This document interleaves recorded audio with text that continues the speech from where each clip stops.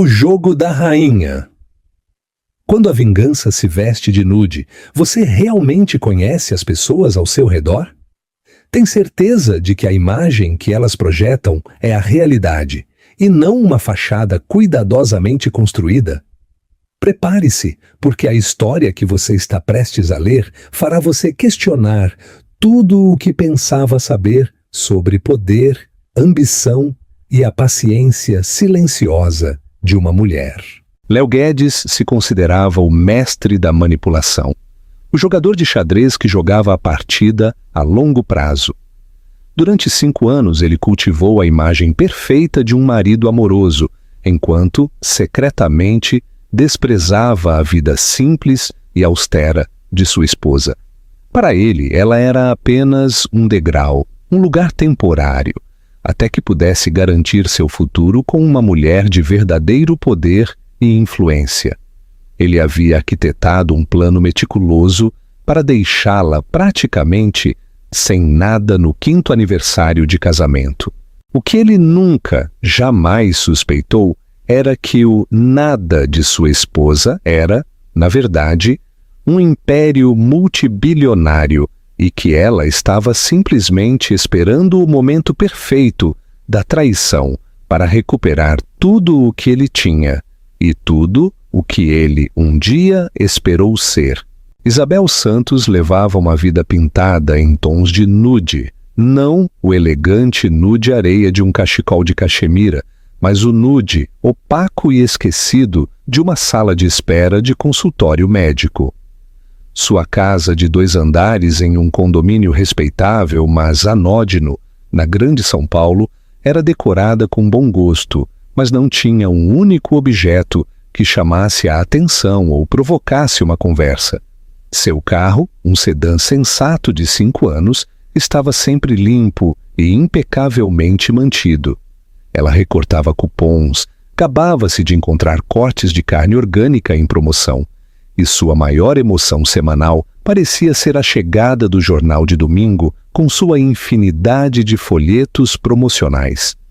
Para seu marido, Léo Guedes, ela era a encarnação física da mediocridade, uma escolha segura, previsível e absolutamente entediante. E era exatamente assim que Isabel havia planejado. Léo, por outro lado, se debatia contra os limites de sua vida nude, como uma pantera engaiolada.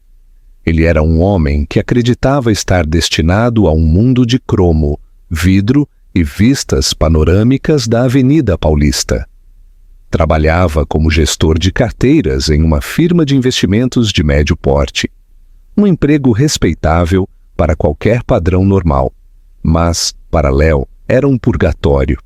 Ele vestia seus ternos como uma armadura e sua ambição como um perfume, um cheiro de desespero e desejo que Isabel podia sentir nele mesmo quando dormia.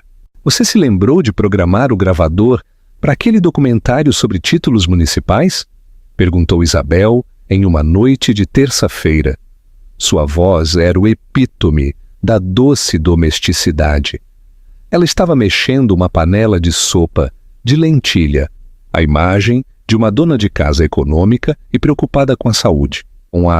Léo levantou os olhos de seu elegante tablet corporativo, franziu a testa de uma maneira que pretendia transmitir profunda reflexão, mas apenas projetava irritação. Isabel, pelo amor de Deus? Não, tenho uma proposta de fusão bilionária para revisar. Não tenho capacidade mental para o financiamento da dívida pública. R$1 bilhão? Pensou Isabel, um pequeno sorriso secreto brincando em seus lábios enquanto voltava para o fogão.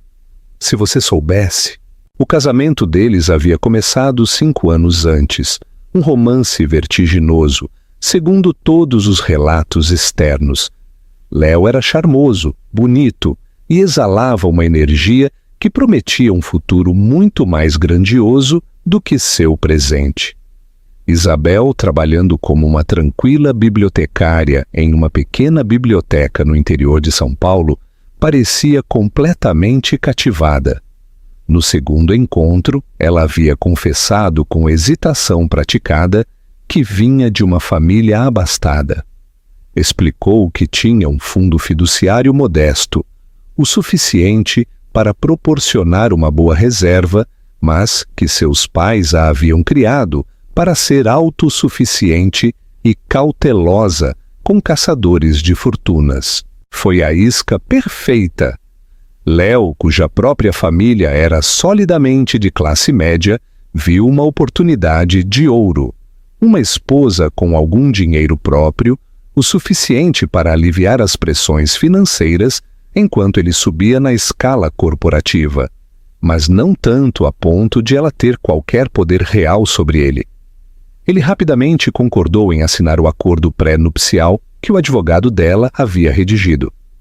Mal o lera, tão certo estava de sua simplicidade. Protegia a herança modesta dela e, em troca, ele estava isolado de qualquer dívida potencial da família dela.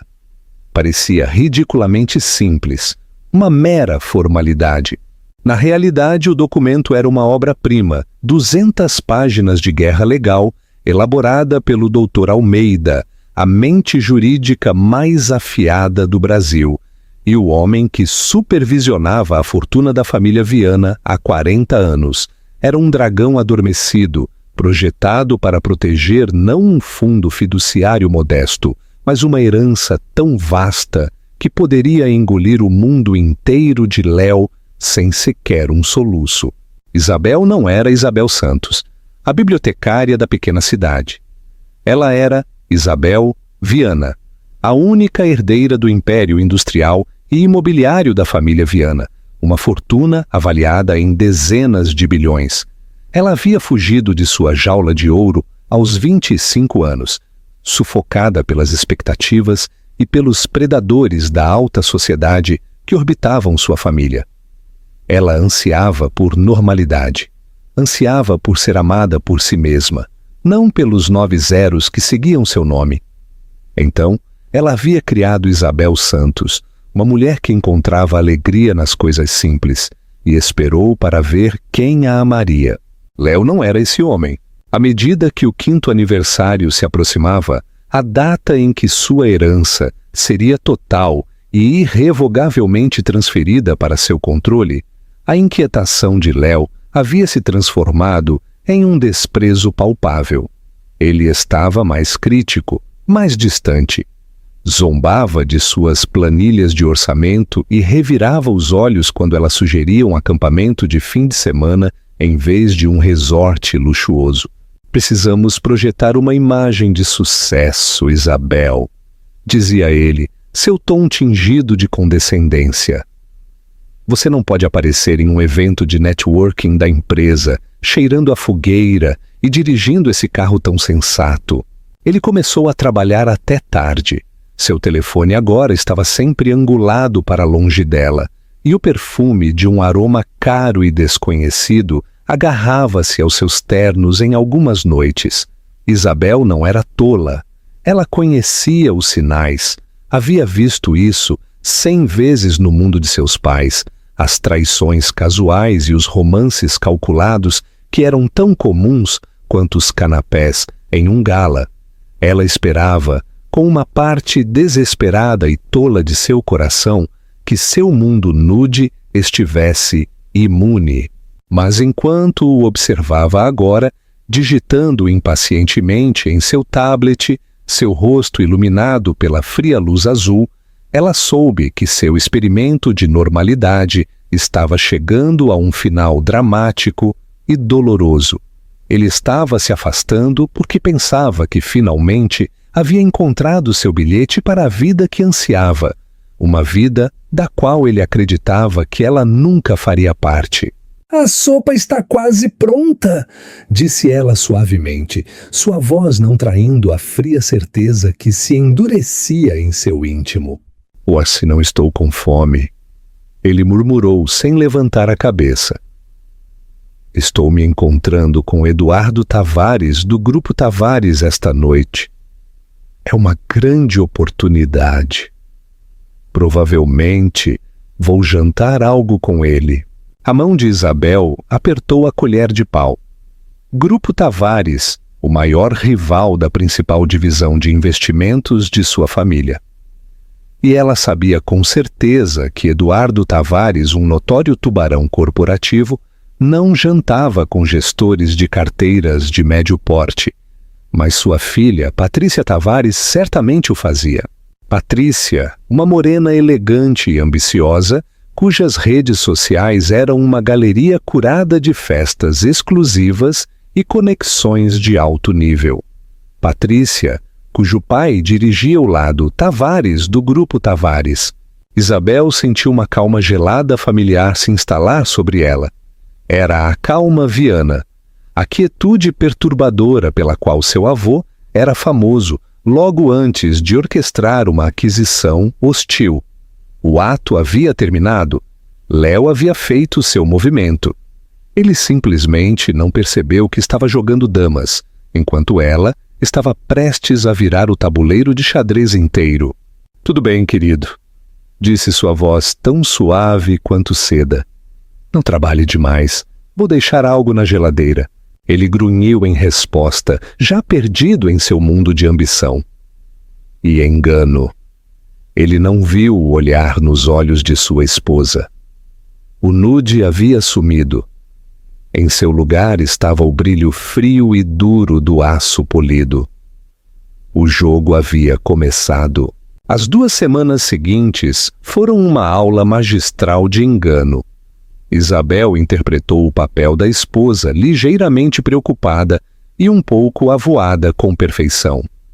Ela preparava o almoço dele, preocupava-se com o excesso de trabalho dele e fazia perguntas ingênuas suficientes sobre o grande negócio dele com o Grupo Tavares para reforçar a crença dele em sua ignorância. Por dentro, ela era uma mola tensa de fúria e concentração. Todas as noites, depois que ele adormecia, ela se retirava para seu pequeno escritório em casa, aquele que ele chamava de sala de hobbies, e se transformava de Isabel Santos, dona de casa suburbana, em Isabel Viana, estrategista corporativa. Seu antigo laptop protegido por senha, uma relíquia de sua vida passada que Léo confundia com uma peça sentimental de sucata, tornou-se seu centro de comando. O Império Viana não era apenas dinheiro antigo, era dinheiro inteligente.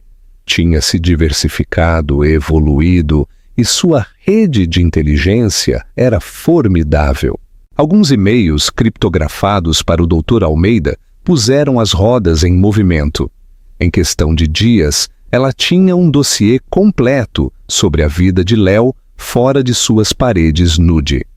O arquivo era clínico, brutal e confirmava tudo. Continha recibos de restaurantes, reservas de hotel com seu cartão corporativo e fotografias discretas de Léo com Patrícia Tavares. Eles não estavam apenas se encontrando.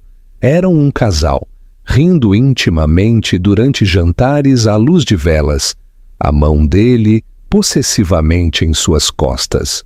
Patrícia era tudo o que Isabel fingia não ser. Ousada, vestindo roupas de grife e com uma ambição de tubarão que espelhava a de Léo. A peça de evidência mais condenatória veio de uma transcrição de uma conversa de um dispositivo de escuta que um dos investigadores de Dr. Almeida havia colocado no carro de Léo. Foi de 3 dias atrás. A voz de Patrícia suave e divertida. Ainda não consigo acreditar que você aguentou 5 anos com aquela ratinha nude. Ela realmente ainda pensa que seu sobrenome é seu maior ativo. A risada de Léo, um som que fez o sangue de Isabel gelar. Paciência, meu amor. Esse sempre foi o acordo que fiz comigo mesmo. 5 anos. O pré-nupcial é inquebrável ao proteger o pequeno cofrinho dela, mas após 5 anos de casamento, as leis de comunhão parcial de bens entram em vigor. A coincidência com o nosso aniversário e esta fusão é perfeita. Vou protocolar. Ela vai ficar boquiaberta, e eu sairei com metade de nossos bens conjuntos, minha reputação intacta como um marido sofredor e capital inicial suficiente para ser sócio na nova empreitada do seu pai. Ele vai me ver como um igual, não apenas como o namorado da filha dele, Patrícia. E ela? O que acontece com a pequena Isabel? A voz de Léo pingando desprezo. Quem se importa? Ela voltará para seus clubes de leitura e a recortar cupons. Ela não saberá o que a atingiu. Honestamente, estou fazendo um favor a ela. Ela nunca foi feita para o mundo que estamos prestes a possuir.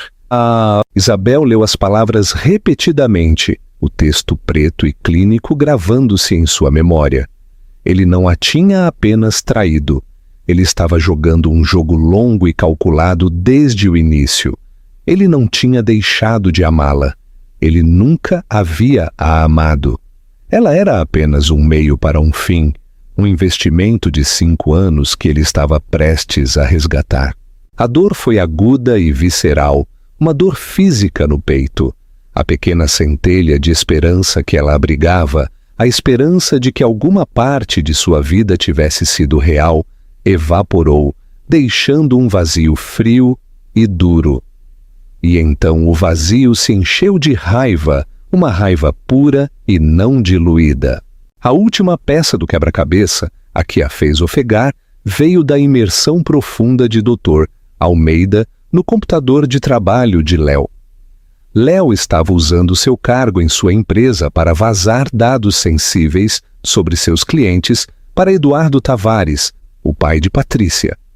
Ele não estava apenas planejando se juntar ao grupo Tavares, ele estava ativamente sabotando seu empregador atual para provar seu valor ao seu futuro. Ele estava cometendo espionagem corporativa. Era imprudente, arrogante e criminalmente estúpido. Ele estava tão certo de sua própria genialidade que não conseguia ver o abismo em que estava correndo. O aniversário estava há 1 semana. Léo estava ficando mais descarado. Suas histórias sobre noites tardias no escritório, mais elaboradas. Ele já havia começado a narrativa de seu distanciamento, fazendo comentários sutis para seus poucos conhecidos em comum sobre como a falta de ambição de Isabel era um verdadeiro desafio para ele. Ele estava preparando o palco para seu papel de vítima.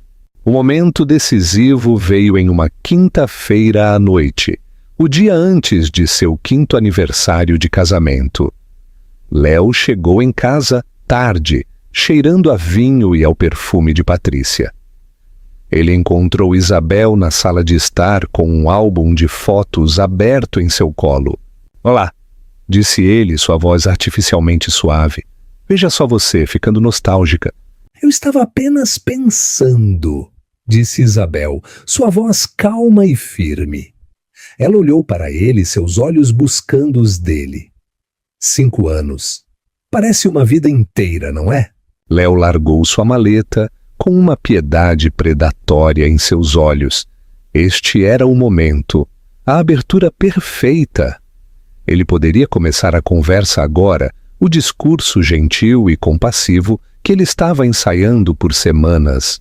Isabel, nós precisamos conversar. Ele começou sentando-se no puff à frente dela. Ele se inclinou, tentando pegar a mão dela.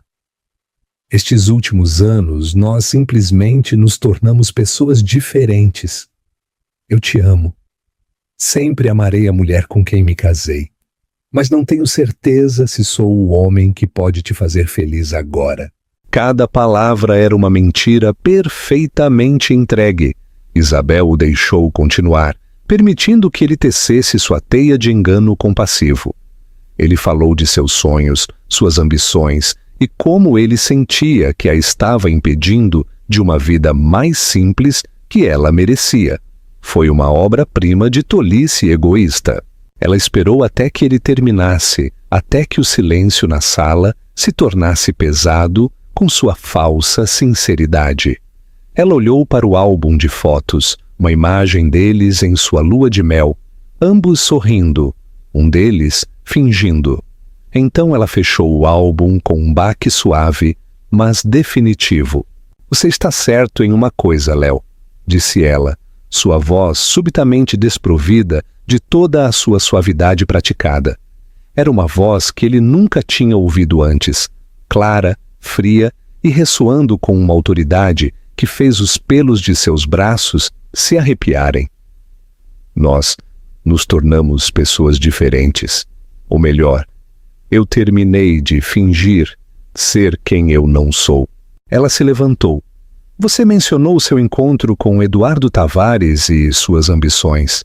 Você acha que está prestes a fazer algo grande, certo? Uma nova sociedade, uma nova vida. Léo a encarou, um lampejo de confusão em seus olhos. O roteiro estava se desviando. Isabel, do que você está falando? Estou falando de espionagem corporativa, disse ela, sua voz cortando o ar. Estou falando de violações da regulamentação CVM. Estou falando dos dados confidenciais de clientes da sua empresa que você tem vazado para o Grupo Tavares nos últimos 6 meses. Especificamente, a informação sobre a aquisição da indústria Montebello que você vazou para dar a Tavares a vantagem. O rosto de Léo ficou branco, a cor escorreu de sua pele, deixando uma máscara pálida e doentia de surpresa. Como você sabe disso? Eu sei disso porque a indústria Montebello é uma subsidiária da Viana Consolidado, disse Isabel, dando um passo deliberado em sua direção. A empresa da minha família e você, meu querido marido, tem tentado usar os ativos da minha família para lançar sua patética pequena carreira com sua amante. Ela deixou o nome pairar no ar. Viana. O maxilar de Léo se moveu, mas nenhum som saiu. Sua mente corria, tentando ligar os pontos. A bibliotecária, a vida simples, o nome Viana que era sussurrado com admiração na bolsa. Era impossível, era uma alucinação. Você... Ele gaguejou apontando um dedo trêmulo para ela. Você é... Sou a mulher cuja herança modesta você estava tão ansioso para obter. Ela terminou por ele, sua voz pingando gelo. O pré-nupcial que você assinou sem ler tem uma cláusula de infidelidade particularmente desagradável e uma cláusula de atividade criminosa. A partir deste momento, todas as contas conjuntas estão congeladas. As fechaduras desta casa serão trocadas pela manhã. Uma equipe de forenses financeiros já está revisando cada transação financeira que você fez. Ela caminhou até a porta da frente e a abriu, deixando o ar fresco da noite entrar na sala nude. Você disse que estava me fazendo um favor, disse ela, seus olhos perfurando os dele. Então eu vou fazer um para você. Eu lhe dou 5 minutos de vantagem antes que o Dr. Almeida ligue para a CVM e para o promotor.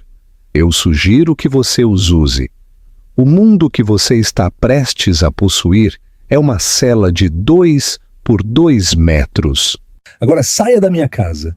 Léo saiu cambaleando para a noite, seu mundo despedaçado em 1 milhão de pedaços irreconhecíveis. A tranquila rua suburbana, antes um símbolo de sua frustrante mediocridade, agora parecia o último posto avançado de uma vida que já havia desaparecido. Ele tateou seu telefone. Suas mãos tremiam tanto que mal conseguia desbloqueá-lo. Ele precisava ligar para Patrícia. Ele precisava ligar para seu advogado. Ele precisava acordar desse pesadelo. Mas enquanto olhava para a tela, uma nova notificação de e-mail apareceu. O remetente era anônimo, mas o assunto era uma única palavra: consequências. Ele abriu. Anexada, havia uma única fotografia de alta resolução. Era dele e de Patrícia, tirada poucas horas antes, sentados em uma mesa reservada no restaurante mais exclusivo da cidade. Eles estavam brindando com taças de champanhe, um brinde triunfal ao futuro deles, mas essa não era a parte chocante. A foto tinha um carimbo de data-hora e, no fundo, sentado no bar e olhando diretamente para a câmera com um sorriso fraco e conhecedor, estava um homem que Léo reconheceu das capas de notícias financeiras.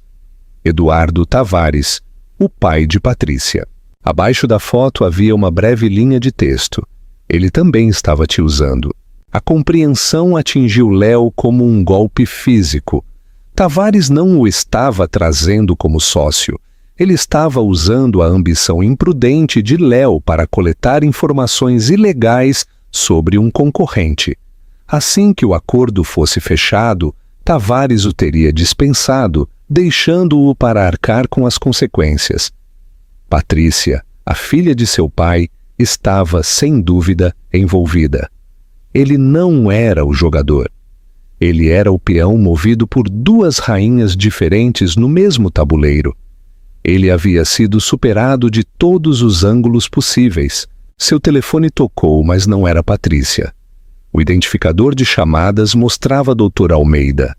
Léo deixou tocar até a caixa postal, seu coração martelando contra suas costelas. Ele estava encurralado, completa e totalmente encurralado. Enquanto isso, de volta à casa, Isabel afundou no sofá, a adrenalina finalmente começando a recuar, deixando uma dor oca em seu rastro. O confronto havia sido clínico, preciso, mas não apagou 5 anos de memórias compartilhadas, por mais falsas que tivessem sido. A dor era real, não pelo homem que Léo era, mas pelo homem que ela havia desesperadamente desejado que ele fosse. Ela pegou o seu próprio telefone e discou um número que sabia de cor. "Está feito, Almeida", disse ela. Sua voz tremeu ligeiramente pela primeira vez naquela noite.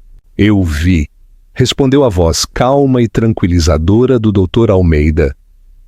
"Os rastreadores no carro e no telefone dele estão ativos. Ele está atualmente hiperventilando em seu sedã no final da rua. A fase 1 acabou." Ele fez uma pausa. "Como você está, Isabel?" "Estou cansada", ela admitiu. "Estou cansada de ser Isabel Santos."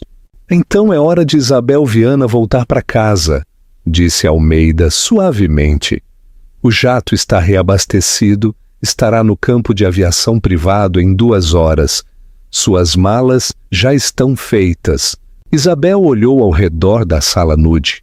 Era um cenário e a peça havia terminado. Cada objeto, o abajur sensato, a arte genérica, o sofá confortável, mas sem inspiração. Era um adereço em uma vida que ela havia construído como um escudo. Mas o escudo havia sido perfurado e agora era a hora de empunhar a espada. "Estarei lá, Almeida, e obrigada." "É uma honra", ele respondeu. "Seu avô ficaria imensamente orgulhoso de como você lidou com isso. Ele sempre disse que você tinha mais aço do que o resto da família combinada." Desligando o telefone, Isabel percorreu a casa pela última vez. Ela não tocou em nada. Eram os pertences de uma mulher que não existia mais. Ela subiu as escadas até o quarto principal e abriu um armário que Léo sempre ignorava, cheio do que ele pensava serem suas roupas fora de estação. Atrás de um painel falso, na parte de trás, estava seu verdadeiro armário. Ela tirou um par de calças de lã de alfaiataria, uma blusa de seda e um casaco de cachemira atemporal. As roupas pareciam uma segunda pele. No banheiro adjacente, ela removeu a maquiagem mínima e de aparência natural de Isabel Santos e aplicou o visual sutil e confiante de Isabel Viana. Quando se olhou no espelho, a transformação foi impressionante. A bibliotecária suave e modesta havia desaparecido. Em seu lugar, havia uma mulher com olhos que carregavam o peso de uma dinastia e uma mandíbula com resolução inabalável. Uma hora depois, um elegante carro preto com vidros fumê parou silenciosamente na entrada. Uma equipe de segurança, homens que ela conhecia desde criança, a escoltou para fora da casa sem dizer uma palavra. Quando o carro se afastou, ela não olhou para trás. Não havia nada lá para ela. O voo para o litoral foi suave e silencioso. À medida que as luzes da sua cidade natal surgiam abaixo, ela não sentiu uma sensação de pavor, mas de retorno ao lar. O jato pousou em um hangar privado da família Viana, e quando ela desceu os degraus, Dr. Almeida estava lá para recebê-la. Sua expressão, uma mistura de preocupação e orgulho. Bem-vinda de volta, senhorita Viana. Um título formal que ele só usava quando o seu negócio era sério. É bom estar de volta, Almeida, disse ela. O ar da cidade parecia diferente, mais fresco em sua pele.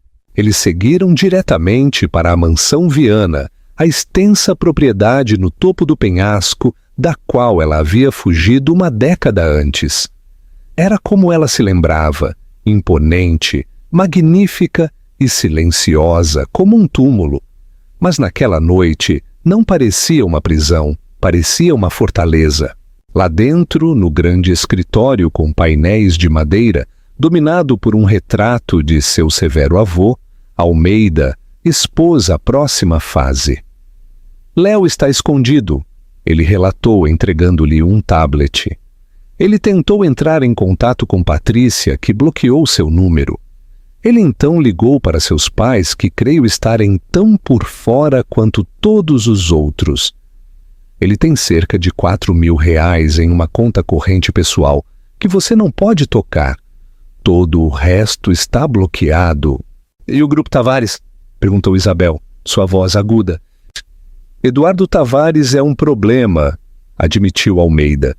Ele é uma cobra, negará tudo, sacrificará Léo em um piscar de olhos e alegará que foi vítima de um esquema de um funcionário desonesto.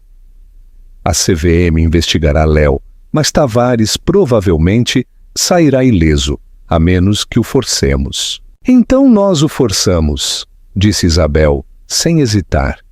Meu objetivo não é apenas punir Léo, é desmantelar toda a estrutura corrupta que o habilitou.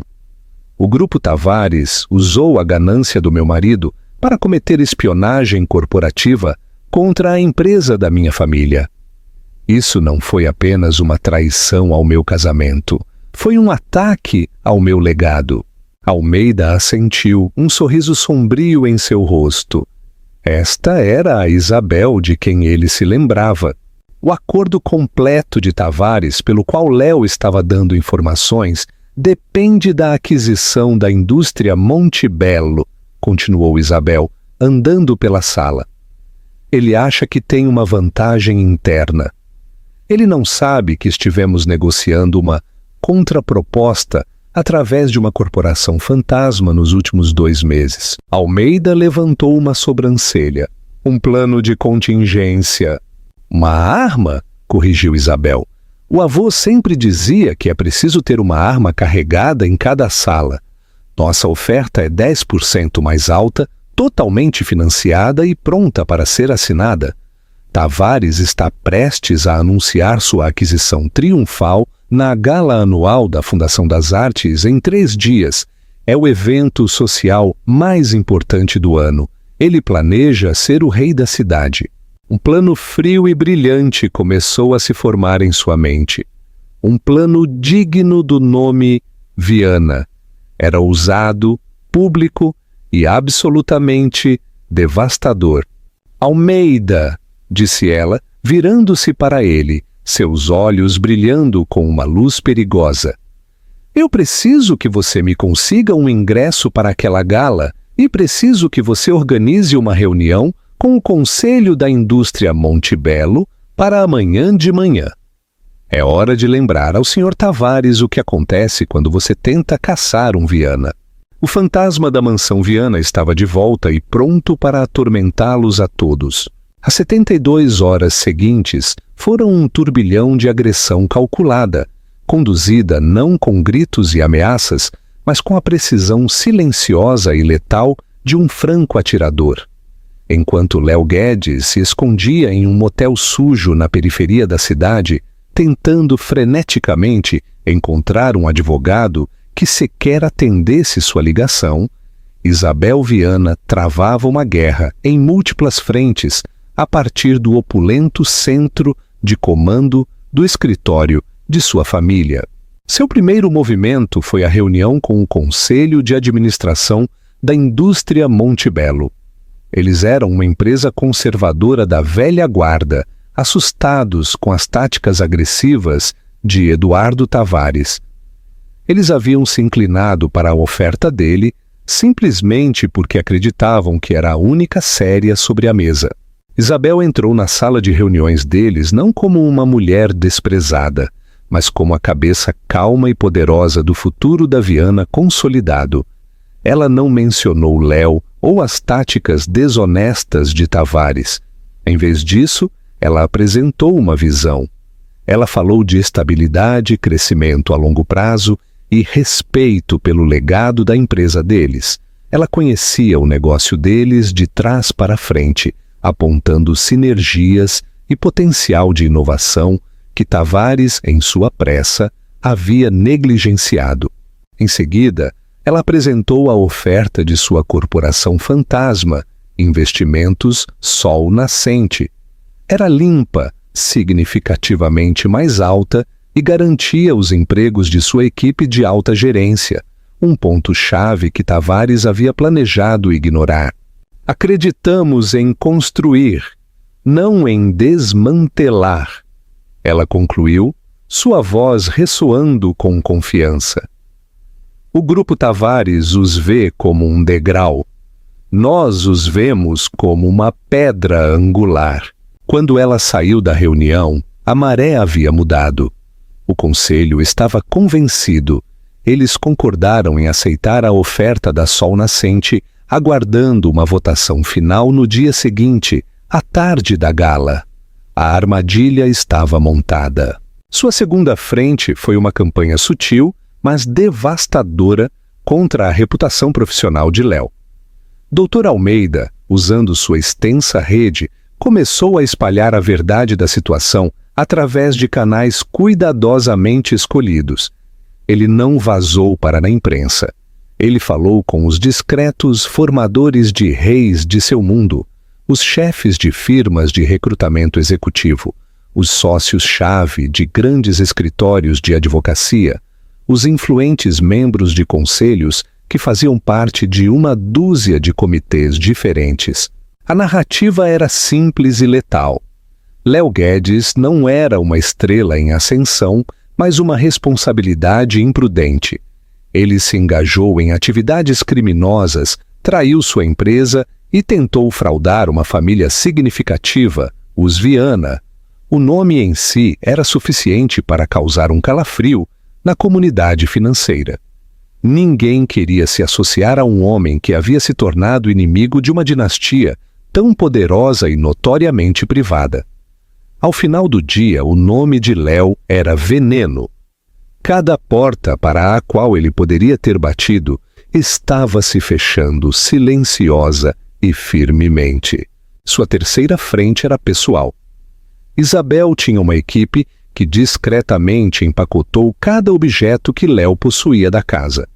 Seus ternos de grife, seus relógios caros, sua coleção de livros de negócios autoimportantes.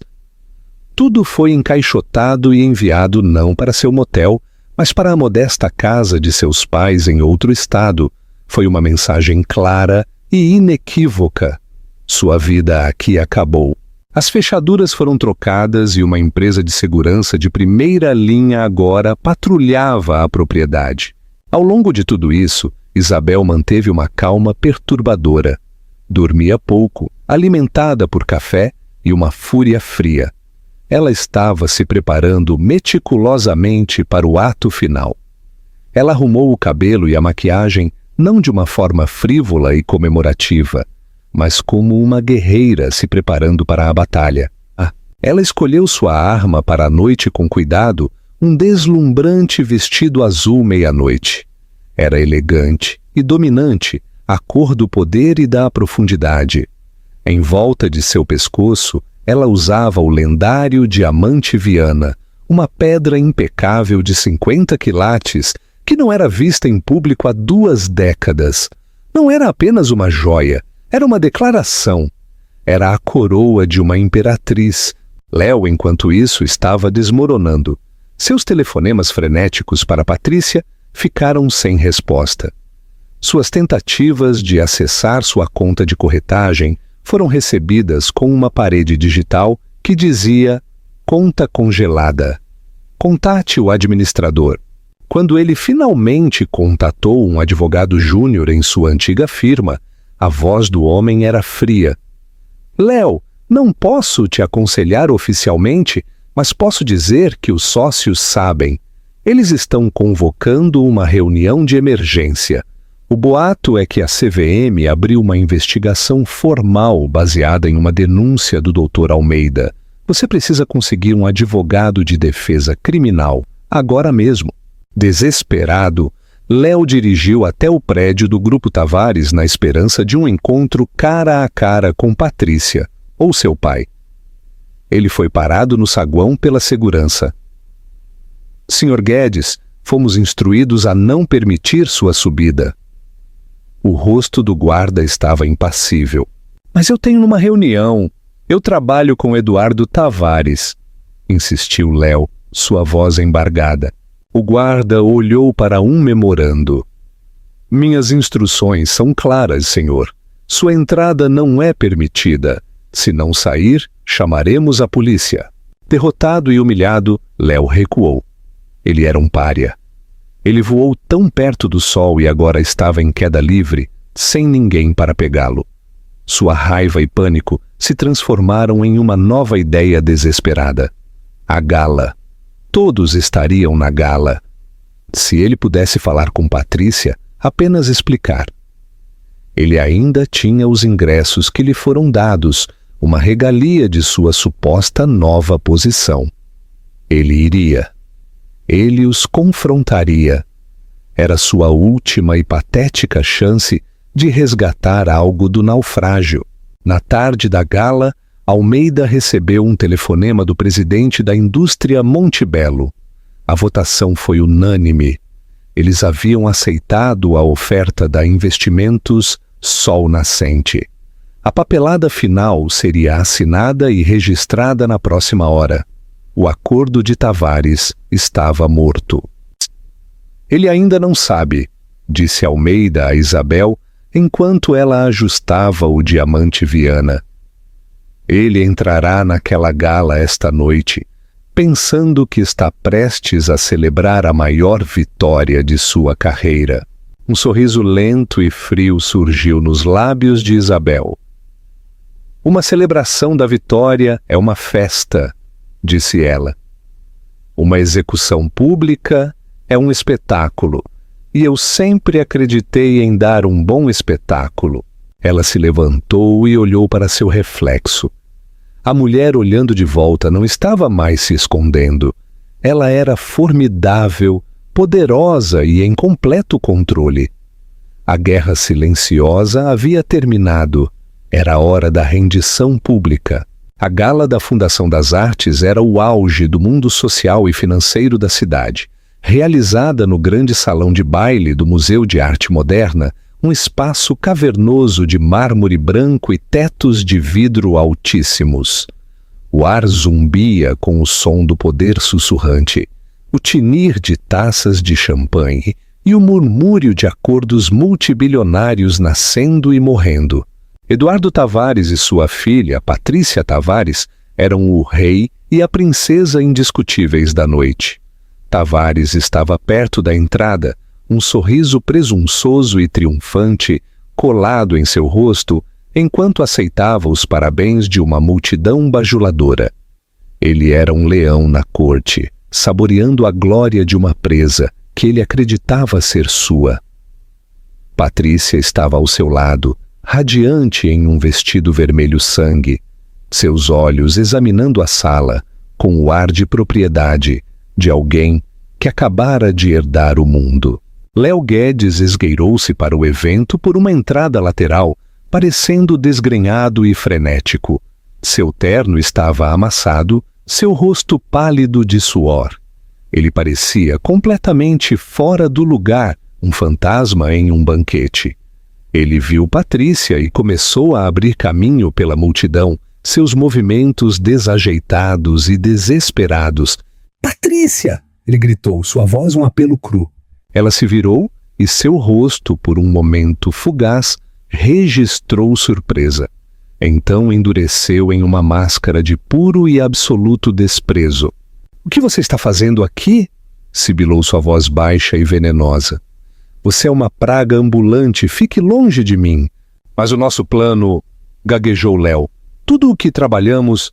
Minha esposa, sua esposa... Interrompeu Eduardo Tavares, colocando-se suavemente entre Léo e sua filha.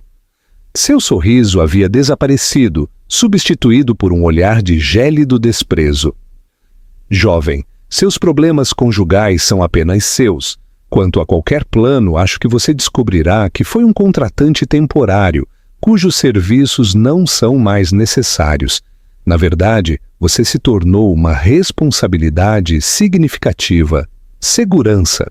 Antes que Léo pudesse sequer processar a traição, 2 homens corpulentos de smoking o agarraram pelos braços, direcionando-o firmemente para a saída. A multidão se abriu, sussurrando e observando a humilhação pública. Foi naquele momento exato que o barulho no salão de baile de repente se extinguiu. Um suspiro coletivo percorreu a sala enquanto todos os olhos se voltavam para a grande escadaria. Descendo os degraus estava Isabel Viana. Ela se movia com uma graça pausada e majestosa. O vestido azul meia-noite esvoaçava ao redor dela, e o diamante Viana, em sua garganta, capturou a luz, lançando flashes de fogo brilhante. Esta não era a bibliotecária modesta nem a dona de casa austera. Esta era uma rainha voltando ao seu trono. Seu rosto estava sereno, seus olhos examinando a sala, com um olhar de fria avaliação que fazia os homens poderosos se sentirem subitamente pequenos. Ao seu lado estava Dr. Almeida, sua expressão sombria e resoluta. Os sussurros na sala passaram da patética expulsão de Léo para a chegada de tirar o fôlego de Isabel. Aquela é Isabel Viana? Pensei que ela tinha sumido há anos. Olhe para aquele diamante. É o diamante Viana. O que ela está fazendo aqui? Eduardo Tavares ficou olhando, o maxilar caído. Ele sabia quem ela era. Todo o mundo financeiro sabia da herdeira Viana, que havia desaparecido. Ele olhou do rosto poderoso e composto de Isabel para o patético espetáculo de Léo sendo arrastado. E pela primeira vez uma ponta de medo genuíno perfurou sua fachada arrogante.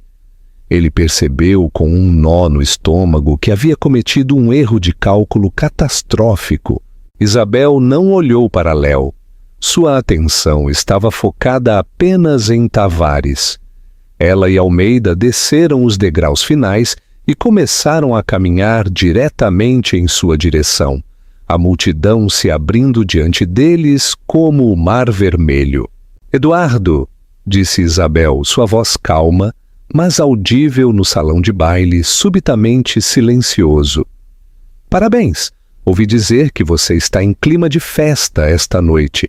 Tavares forçou um sorriso tenso e não natural. — Isabel, que surpresa! Há muito tempo. A que devemos a honra? Eu vim apenas para dar uma notícia, disse ela, parando diretamente na frente dele. Ela estava perto o suficiente para que apenas ele e os poucos ao redor pudessem ouvir suas próximas palavras com clareza. A partir das 3 desta tarde, o Conselho de Administração da Indústria Montebello votou por unanimidade para aceitar uma oferta superior. Seu acordo está morto. O rosto de Tavares ficou lívido. O quê? Isso é impossível. Tínhamos um acordo. Você tinha uma suposição, corrigiu o Dr. Almeida, sua voz como cascalho, baseada em informações obtidas ilegalmente de uma fonte comprometida. E essa oferta superior? Continuou Isabel, sua voz, ainda um sussurro suave e letal. Veio da Investimentos Sol Nascente, uma empresa de minha propriedade. Você estava licitando contra mim, Eduardo, e perdeu. Você tentou usar informações roubadas da minha família para adquirir uma empresa e, no final, entregou-a diretamente em uma bandeja de prata para mim. Ela deixou isso ser absorvido. A humilhação pública era apenas o começo. A devastação financeira era o golpe real. Ele havia sido total e completamente manipulado. Então ela elevou um pouco a voz para que mais da multidão que escutava avidamente pudesse ouvir. Eu também queria agradecer pessoalmente, Eduardo, sua recruta estrela ali. Ela gesticulou desdenhosamente em direção à porta, por onde Léo havia desaparecido. Ele estava tão ansioso para impressioná-lo que documentou cada um de seus movimentos, cada transferência ilegal de dados, cada reunião. Meus advogados acharam terrivelmente esclarecedor. Acho que o termo é evidência. A CVM já a tem em sua posse, mas tenho certeza de que eles entrarão em contato com você diretamente muito em breve. Eduardo Tavares ficou paralisado, seu rosto uma máscara manchada de fúria e choque. Ele estava arruinado, não apenas financeiramente, mas sua reputação estava irrevogavelmente desfeita na frente das mesmas pessoas que ele procurava dominar. Ele havia sido publicamente desnudado por uma mulher que ele nunca havia considerado uma jogadora no tabuleiro. Isabel olhou para Patrícia, cujo rosto era uma imagem de descrença e horror. "E você?" disse Isabel, sua voz perdendo sua calma gelada por um lampejo de genuína pena. Atrelou sua carroça a um tolo. "Aprenda esta lição. Nunca confie em um homem que trai uma mulher por outra. A lealdade dele não é a uma pessoa, mas a uma oportunidade. E você acabou de se tornar uma muito ruim." Com isso, ela deu as costas para eles. Ela não precisava ver as consequências. Ela havia recuperado tudo. Não apenas seus ativos, mas seu nome, seu poder e sua narrativa. Ela e Almeida caminharam pelo salão de baile atordoado, os sussurros seguindo-os como uma onda. Ela não tinha vindo à gala para socializar ou celebrar. Ela tinha vindo para entregar uma mensagem. A dinastia Viana não era algo com que se pudesse brincar. Ao chegar à grande entrada, ela parou e olhou para a assembleia de riqueza e poder. Ela havia fugido deste mundo, temendo que ele a consumisse. Agora, ela o via pelo que era, um jogo, e ela soube com absoluta certeza que havia nascido para vencer. Na manhã seguinte à gala, a cidade acordou com uma história muito mais sensacional do que as páginas sociais habituais. O relato do retorno de Isabel Viana não era apenas fofoca, era um terremoto financeiro. A mídia, desde os jornais financeiros mais respeitados até os blogs online mais salazes, correu para reconstituir a narrativa. Fotos de Isabel, majestosa e dominante em seu vestido azul meia-noite, e o diamante Viana em chamas, eram justapostas a imagens granuladas de um angustiado Léo Guedes sendo removido à força pela segurança. A mensagem era clara. Um golpe de Estado havia ocorrido à vista de todos no palco mais público da cidade. A primeira e mais imediata baixa foi Eduardo Tavares. Ele chegou à torre Grupo Tavares para encontrar não uma equipe pronta para controle de danos, mas uma delegação do Conselho de Administração, esperando por ele em seu próprio escritório. O ar estava carregado de pânico e recriminação. Suas ações despencaram nas negociações pré-mercado e a frase investigação da CVM era proferida em sussurros aterrorizados em todos os corredores. "Yes, isso é um desastre, Eduardo", gritou um dos membros mais antigos do conselho, um homem chamado Jorge Carmona, batendo uma cópia do jornal financeiro matinal na mesa de mogno polido. A manchete gritava: Herdeira Viana retorna e anula acordo do Grupo Tavares em meio a alegações de espionagem. É um mal-entendido, uma campanha de difamação, gaguejou Tavares. Mas sua confiança habitual havia desaparecido, substituída pela bravata oca de um animal encurralado. Léo foi um funcionário desonesto. Nós fomos as vítimas aqui. Ninguém acredita nisso, rebateu Carmona. Você foi visto celebrando com ele. Sua própria filha era sua associada. Você expôs toda esta empresa a um risco legal e financeiro catastrófico. Você trouxe uma víbora para nossa casa e descobriu-se que ela foi enviada por um dragão. Você está acabado, Eduardo. O Conselho já realizou uma votação preliminar. Queremos sua renúncia hoje. Patrícia Tavares não se saiu melhor. Ela encontrou suas contas corporativas bloqueadas e seu acesso a projetos da empresa revogado. Seu pai, em uma tentativa desesperada de criar distância, foi quem pessoalmente lhe deu a notícia. Ele a encontrou em seu apartamento espaçoso, cercada por malas arrumadas. Você está sendo realocada, disse ele, sua voz fria e desprovida de qualquer calor paternal. O escritório de Genebra. Você cuidará das contas de arquivo. Ou isso, ou você está fora de vez. Genebra, aquilo é um cemitério corporativo, gritou Patrícia, seu rosto pálido de fúria. Eu te ajudei nisso. Eu lidei com Léo. Este deveria ser o meu triunfo também. Seu triunfo? Tavares zombou, a crueldade de um homem desesperado brilhando em seus olhos. Você escolheu o cavalo errado, Patrícia. Você apoiou um tolo e fez de si mesma inimiga de uma Viana. Você mostrou a todos sua ambição, mas nenhuma da inteligência necessária. Arrume suas malas. Você tem sorte de ter uma aterrissagem suave. Eu estou enfrentando uma possível acusação. Para Léo Guedes não houve aterrissagem alguma, apenas uma queda livre sem fundo. Seu nome se tornou sinônimo de suicídio profissional. Depois de ser rejeitado por uma dúzia de escritórios de advocacia caros, nenhum dos quais tocaria em um caso contra os Viana, ele foi forçado a aceitar um defensor público nomeado pelo tribunal. Uma jovem advogada sobrecarregada que olhou para seu dossiê com uma mistura de pena e descrença. A evidência contra ele era uma montanha. Compilada meticulosamente pela equipe do Dr. Almeida, incluía e-mails, registros de servidor, transferências bancárias e declarações juramentadas. Era um caso aberto e fechado. Sua humilhação final veio na forma de um único envelope de papel pardo estéril entregue em seu quarto de motel. Dentro não havia carta, apenas o acordo pré-nupcial que ele havia assinado 5 anos antes. Uma única cláusula estava destacada em marcador amarelo. A cláusula 17b.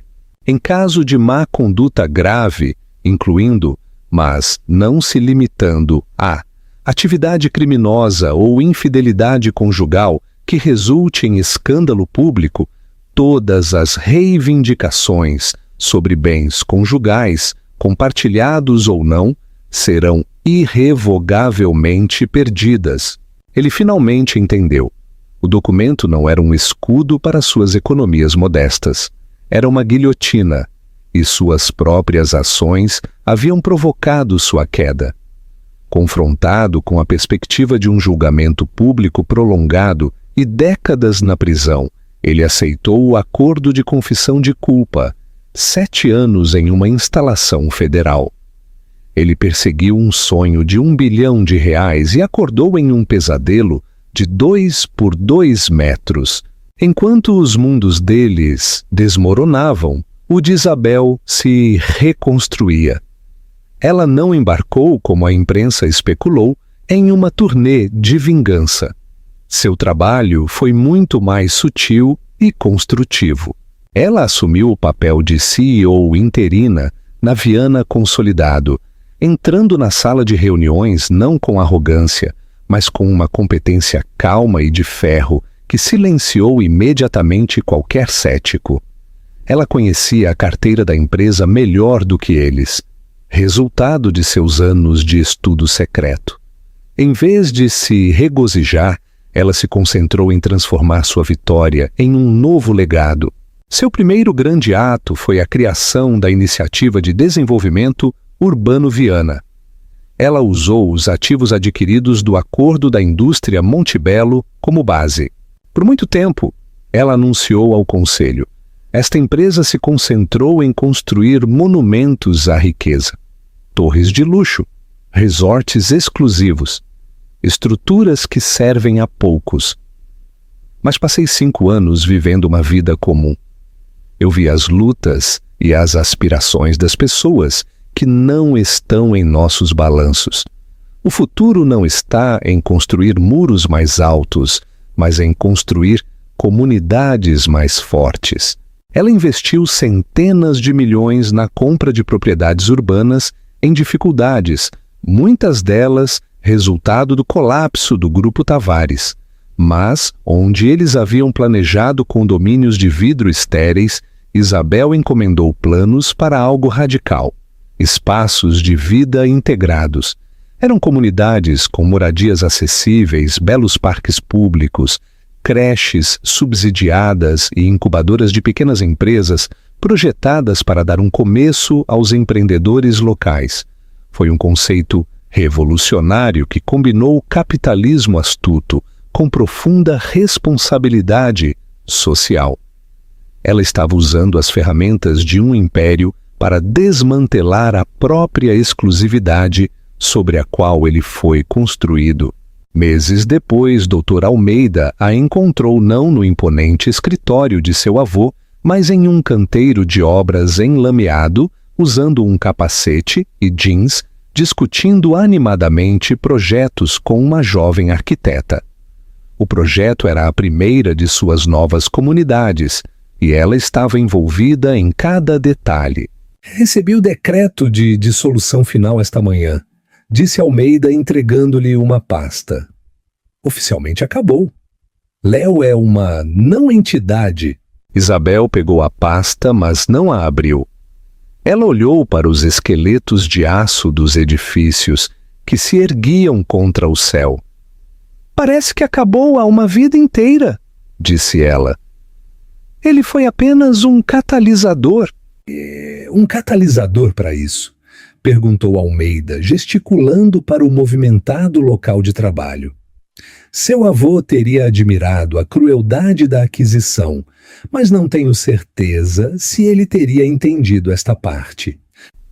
O avô construiu um império para se proteger do mundo, disse Isabel pensativamente, uma brisa fresca soprando uma mecha de cabelo em seu rosto. Eu fugi desse império porque tinha medo de que ele me consumisse. Eu construí uma vida pequena e simples para me esconder. Ambas eram formas de defesa, ambas eram prisões à sua maneira. Ela se virou para ele, seus olhos claros e resolutos.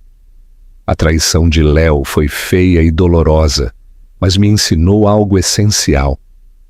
Ela me forçou a parar de me esconder. Eu percebi que o poder não é algo para fugir ou acumular. É uma ferramenta. Você pode usá-lo para construir muros ou pode usá-lo para construir pontes. Ele pensou que tomar meu dinheiro lhe daria poder, mas ele estava errado. O poder real é ter a liberdade e a visão para construir um mundo em que você realmente quer viver. Ela não era mais Isabel Santos, a fugitiva temerosa, ou Isabel Guedes, a esposa traída. Ela era Isabel Viana, de pé no coração de sua nova visão, não sobre as cinzas de sua vingança, mas sobre os alicerces de seu futuro recuperado. Ela havia recuperado tudo, não apenas do homem que a havia ofendido, mas dos medos que a mantiveram cativa por uma década. E ao fazer isso, ela estava construindo um império maior e mais significativo do que qualquer fortuna que ela herdou. A história de Isabel é um poderoso lembrete de que a verdadeira força não reside no dinheiro que você tem, mas na integridade que você mantém. É um testemunho do fato de que o oponente mais perigoso é aquele que você subestima, e que a paciência silenciosa de uma mulher pode ser a calma antes da tempestade mais devastadora. Ela interpretou um papel para encontrar uma vida genuína, mas quando essa vida se revelou uma mentira, ela se recusou a ser uma vítima. Em vez disso, ela se tornou a vencedora, recuperando seu poder. Não com emoção imprudente, mas com uma precisão fria e brilhante.